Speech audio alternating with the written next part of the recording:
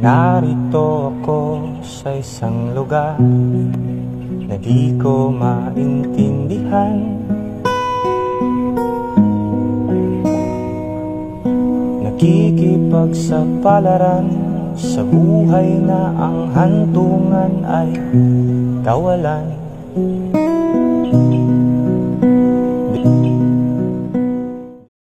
Dahil lang daw sa pagkakasakit, dumami ang bilang ng mga Pilipinong walang trabaho noong Marso, ayon sa Philippine Statistics.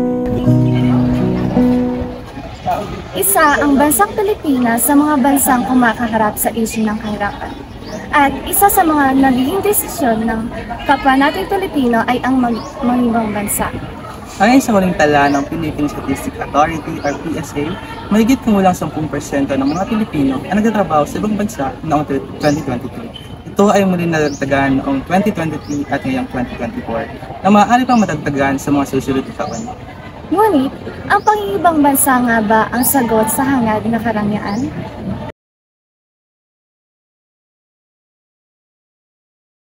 Good afternoon po. My name is Russell Imrubio. So from Southern Luzon State University, on behalf of my group mates, ako po yung naatasan bilang mag-interview sa ating migrant galing ibang bansa or isang OFW. So pwede niyo po bang ipakilala yung sarili niyo?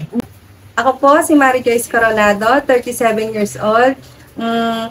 Since 2010 up to 2024 po, ako po ay factory worker sa Taiwan.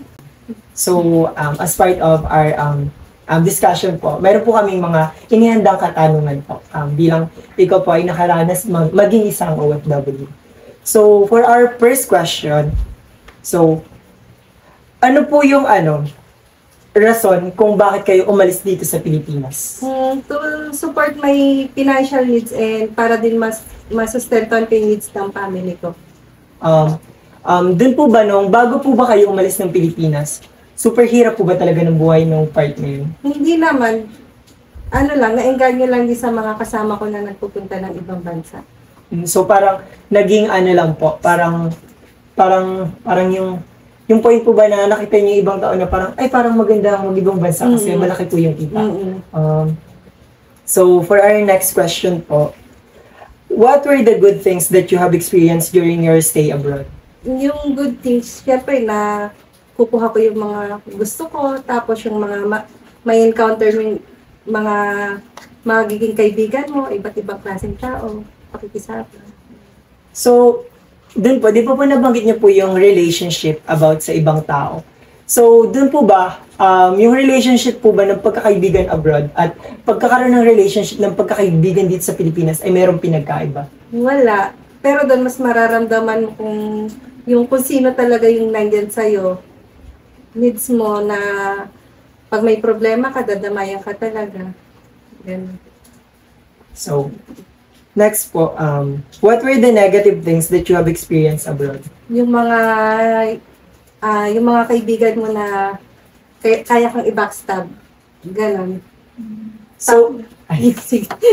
Wala na. Sorry po. So, dito po, bilang part po ng pag-a-abroad nyo, so, nagkaroon po ba ng epekto yung relationship niyo sa pamilya niyo? And then, so, ilan taon po ba kayo nag-start mag-abroad? 23. So, 23. So, wala pa po kayong naiwan na kahit, anak po? Bali, doon ako nabuntis sa Taiwan. So, doon po kayo nagkaroon ng So, yung relationship mo po sa pamilya mo, wala pong pinagbago? Wala naman. Ever since nung nag-abroad po kayo? Same pa din naman. Kasi intact naman yung communication natin. So, dito po, in the future po, would you rather stay abroad or go back? Or stay here sa Philippines po? Stay sa Pinas kasi wala namang permanent sa pagiging OFW. So, yung mga, bago po kayo mag-abroad, so alam niyo po na makaka-experience po kayo ng mga bagay na hindi magaganda. So, nagkaroon po ba ng chance na naging totoo yung mindset na parang magkakaroon ka ng mga bad experience po sa abroad? Naging, hinanda ko na yung sarili ko bago ako pumunta doon sa ibang bansa na set ko na sa mind ko ng iba't ibang klase na tayong papakisamahan ko. So, pwede po ba, kung hindi po makakasama, pwede po ba kaming humingi ng example ng bad experience na naranasan niyo po doon? Siguro yung magmandaw ng kapwa mong Pinoy. Yung mas ilalaglag ka para sila yung umangat. So nasasabi niyo po na parang yung mga Pinoy po doon parang nagpapamataasan po sila. So, Hindi lahat. Hindi naman po lahat. Hindi lahat. So, dun po di ba po nasabi niyo kanina na nagkaroon po kayo ng anak? So, naka-apekto po ba yun sa trabaho niyo po? Kasi pag may sakit siya or namimiss ko siya, homesick, ganun. So, nung nabuntis po, sa mismong Taiwan po ba kayo nabuntis? Nung nalaman niyo pong buntis kayo dun sa Taiwan, naisip niyo po ba na, baka yung trabaho ko masira? Hindi naman. Open naman kasi ang Taiwan pagdating sa mga migrant worker na nabubuntis. So, back to Philippines po kayo nung mga anak? Dito ako nanganak. After nun, bumalik ulit ako sa Taiwan. So, dun na po, yung relationship naman po sa anak at dun sa magulang, sa anak niyo po at kayo. So, umalis ka po ba dito na yung anak niyo po ba ay bata pa po? 10 months old. 10 months old. So, hindi parang through video calls lang po kayo nagkakausap. So, dun na sa part na po nun, dun sa part ng relationship sa anak niyo. So, may mga chances po ba na, di po alam naman po natin na sa mga magulang na nag-abroad, yung relationship ng isang anak at ng isang nanay ay napakahirap. Kasi may part na yung ibang magulang ay hindi nakikilala nung anak kasi nga mula bata hindi sila nagkita. So naging or parang na-experience po ba yung ganung part? Hindi, kasi simula nung umalis ako, kada pag-uwi ko tsaka break time, bago ako matulog, ganyan, bago pumasok, magka-video call na kami. Kaya yung communication namin, physically present wala ko, pero yung namin, virtual ba? So magandang naman po yun. Pero dun po sa part na, ano po ba po pala yung trabaho niyo dun? Factory worker. So may chance po ba na dun po sa mismong factory, nagkaroon po ng problema na naapektuhan yung lahat ng worker? Wala naman. So, good thing po lahat ng process ng pagkakaano. Ayos naman yung trabaho ko dun. Pati mga Taiwan people. Taiwanese. So, good afternoon po. Ako naman po si Laisal Armea D. Brosas. Isa din po sa interviewer ng aming group. So, may additional po ako. Follow-up question, kumbaga, regarding po dun sa pag-alis nyo po sa Pilipinas. And di ba po ngayon ay currently kayo ay bakasyon? Tas parang earlier din po ay behind the scene po ay may napag-usapan po kami actually po ay tita ko po siya. Tita ko po si Ate Joyce. So napag-usapan din po namin behind the scene na siya po ay nagbabakasyon ngayon sa Pilipinas at nagbabalak po lumipat ng ibang bansa bukod sa Taiwan. So ano po yung country na balak nyong lipatan if ever? Sa Europe. Ano pong Europe sa Hungary. Sa Hungary. Ano pong possible na work nyo doon if Ganon din, factory worker. Bali yun po ay connected pa rin dun sa company nyo ngayon? Hindi na. Pero if ever din po na, for example, sabihin na natin, syempre magandang buhay sa Europe. Yung po bang anak nyo or yung pamilya nyo is balak nyo dalhin sa ibang bansa for good or gusto nyo pa rin pong bumalik sa Pilipinas? Bumalik pa rin dito. Iba kasi yung pag nandito tayo sa sariling bayan natin, bansa. So, this is the end of our interview. So, for our small token of appreciation, meron po kaming inihanda para sa iyo. So, ito po. Thank you. So, maraming salamat po sa pagiging parte ng aming project. So, salamat.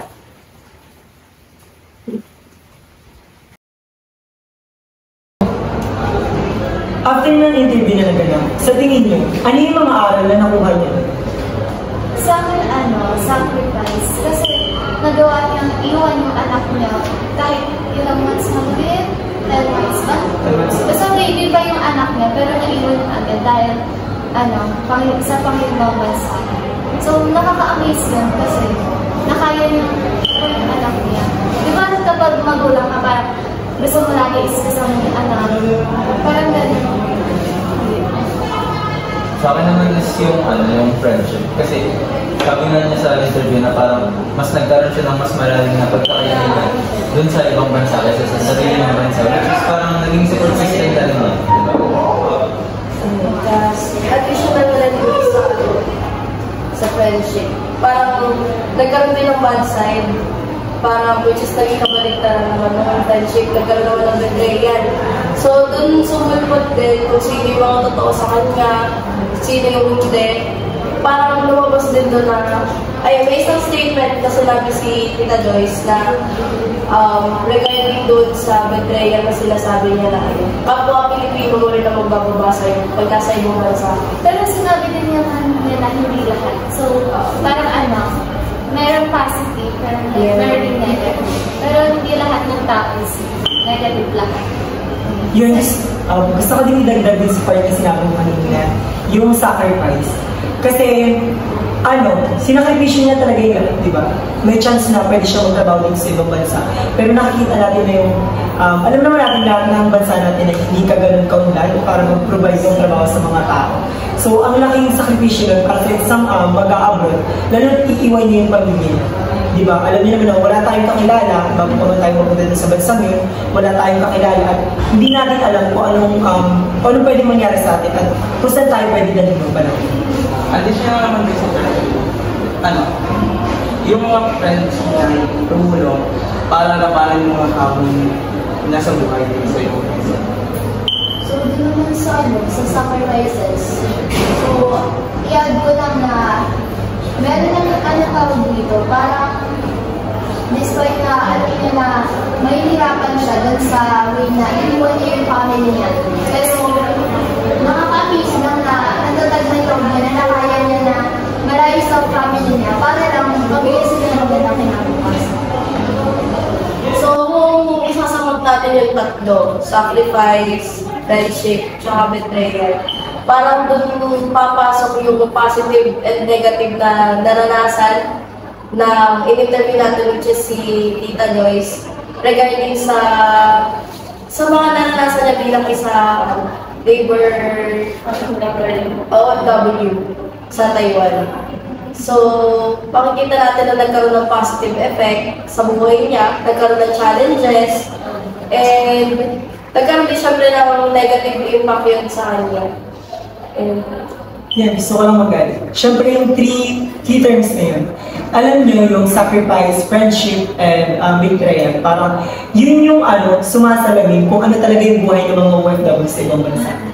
Kumbaga, yun yung tatlo na yun yung makikita. Pag binanggit mo yung OFW, ito sila. Yun yung hirap, yun yung pagsusumikap na gusto nilang matulungan yung pamilya na. Kaya napaka-importante sa isang OFW na napaka-importante sa kanila na magkaroon ng mga bagay na deserve nila.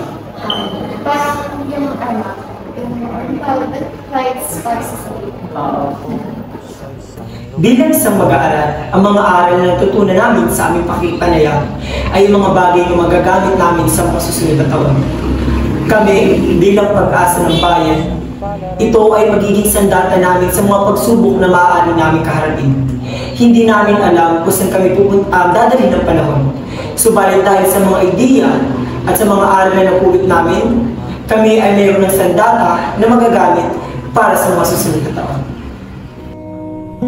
Nakikipagsapalaran sa buhay na ang hantungan ay kawalan. De numero